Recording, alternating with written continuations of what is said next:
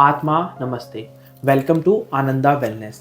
हमने अपनी last videos में देखा कि जब भी किसी फ्लोर प्लान के ऊपर एक वास्तु चक्र को प्लेस किया जाता है तो वहाँ पर 16 अलग अलग दिशाएं, 16 अलग अलग जोन निकल कर आते हैं।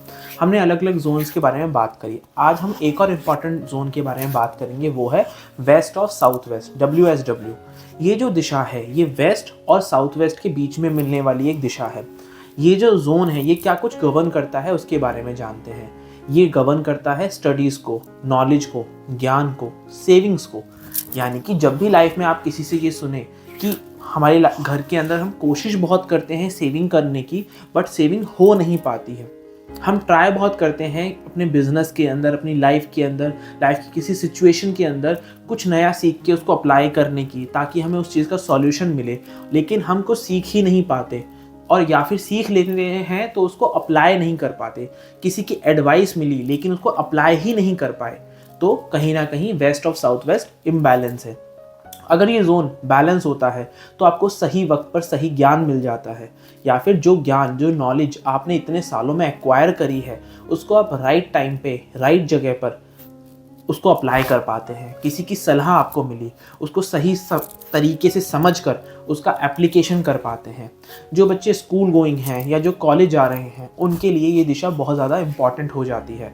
आप पढ़ाई में कैसा कुछ करने वाले हैं, आप पढ़ाई को किस तरीके से लेने वाले हैं, आप जो पढ़ाई कर रहे हैं आप कितने अच्छे से उसे समझ पाएंगे। आपकी जो ग्रास्पिंग पावर है, यानी कि आपने कोई सब्जेक्ट को पढ़ा, किसी इन्फॉर्मेशन को लिया, किसी रिसर्च को पढ़ा, आप उसको कितने लंबे समय तक याद रख सकते हैं या कितने अच्छे तरीके से उस इन्फॉर्मेशन को एक सही जगह पे अप्लाई कर सकते हैं।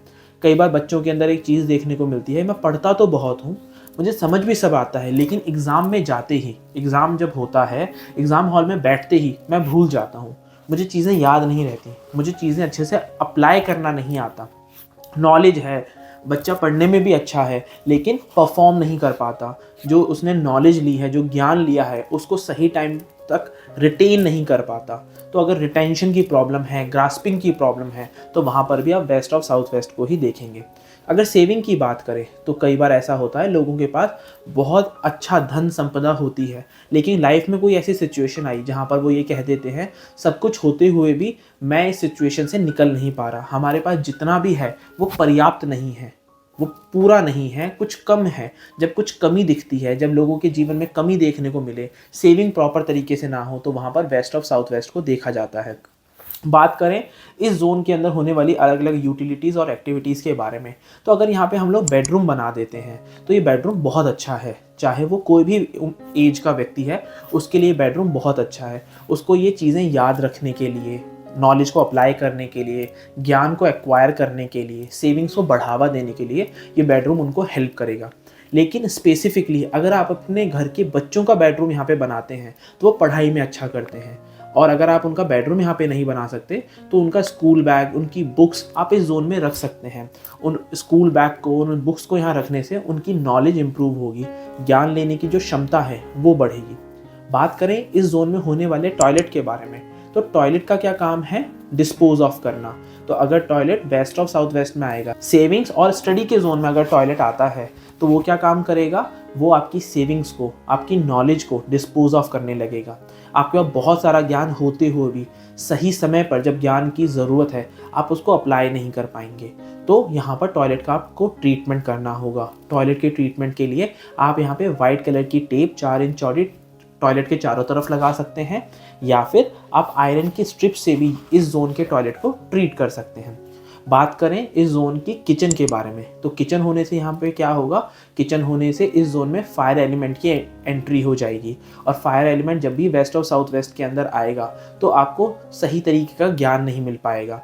सही तरीके की ज्ञान की खोज तो होगी कि मुझे अलग अलग विषयों के बारे में, अलग अलग सिचुएशंस के बारे में, लाइफ के अंदर, बिजनेस के अंदर जो भी नॉलेज चाहिए, जो नए स्किल सेट सीखना है उसकी जो नॉलेज चाहिए वो मैं सीख लूँ।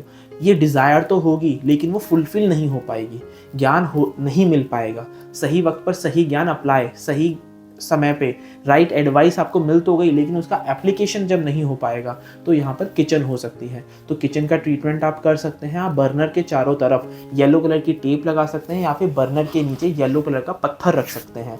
ये इस जोन की किचन को बैलेंस कर देगा। बात करें मंदिर के बारे में, इस जोन में मंदिर नहीं होना चाहिए।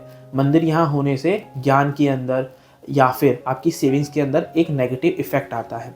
लेकिन फिर भी अगर आप यहाँ पे किसी देवी देवता की पूजा करना चाहते हैं तो आप सरस्वती माँ की पूजा कर सकते हैं। सरस्वती माता आपको दिखाती हैं ज्ञान, नॉलेज।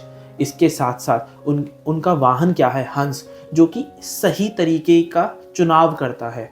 हंस जो है वो मोती चुन लेता है। तो उसी प्रकार से जब आपको अपनी लाइफ के अंदर सही चुनाव करना हो, अपने ज्ञान को सही तरीके से अप्लाई करना हो, तो सरस्वती माता की फोटोग्राफ इस जोन के अंदर आपको वही गुणधर्म देने में सहायक होगी।